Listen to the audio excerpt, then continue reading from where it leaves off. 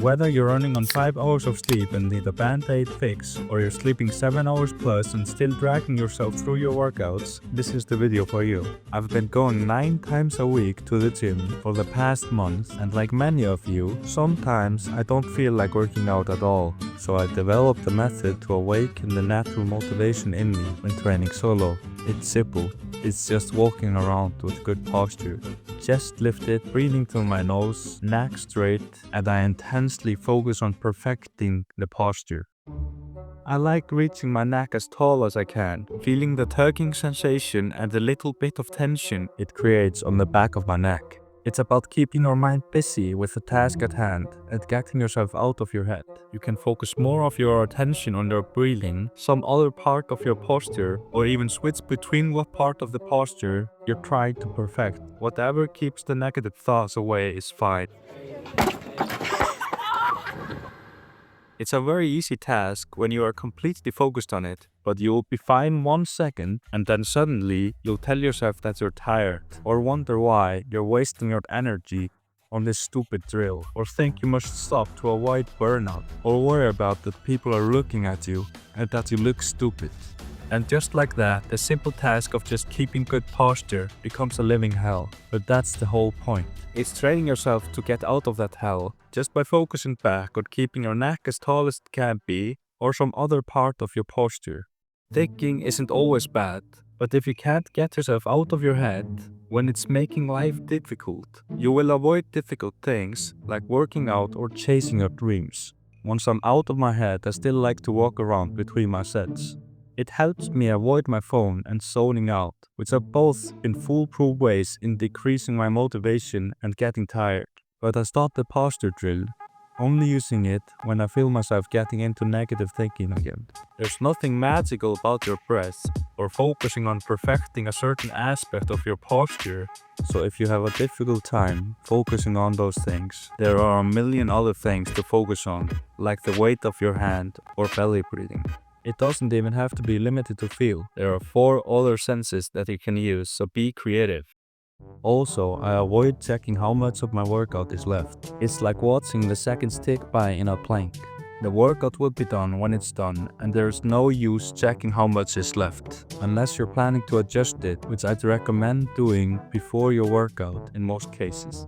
I could see it becoming kind of tedious walking around if you're resting 3+ minutes between sets. So talking to a stranger at the gym or going with a friend is also a good option to keep yourself out of your head. I don't have any friends, but I'm not resting much in the gym, so that works out.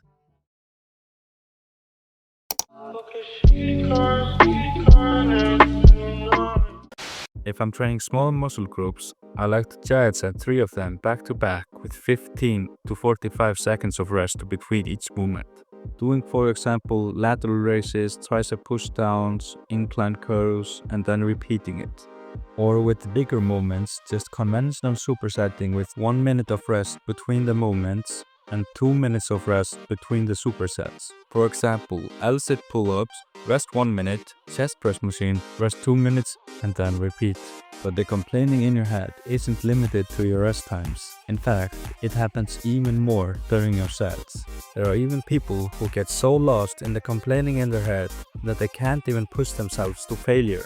Sets in the gym can be compared to the posture drill, but instead of negative thoughts decreasing with time, like in the posture drill, they exponentially increase the closer you get to failure.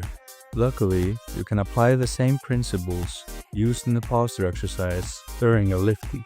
Instead of focusing on your posture, you put all of your attention on the rep that you're doing right now, not the rep that comes after or the end of your set. Normally, I don't slow the eccentric phase of the lift, so the hardest part is the concentric. I try to put all my focus on the form and the exertion feeling as I exert on the concentric. And even though the eccentric is fast, I still focus on how it's done. And every time I notice myself thinking how much is left or how hard this is, I stop the noise by putting my focus back on the rep. You can get to a place where the complaining in your head feels like it's coming from someone else. The complaining makes you suffer, but once you focus your attention back on the lift, you break free from the suffering till you complain again. Usually, I don't feel any form of achievement until after the set. But doing it this way is like separating a set of 10 into 10 mini sets, and you enjoy the completion of each rep. And again, just like in the posture drill, if the cues mentioned before don't work for you, it doesn't mean that you're doomed. There are plenty of other cues to choose from that get yourself out of your head during the lift, like the breath for example.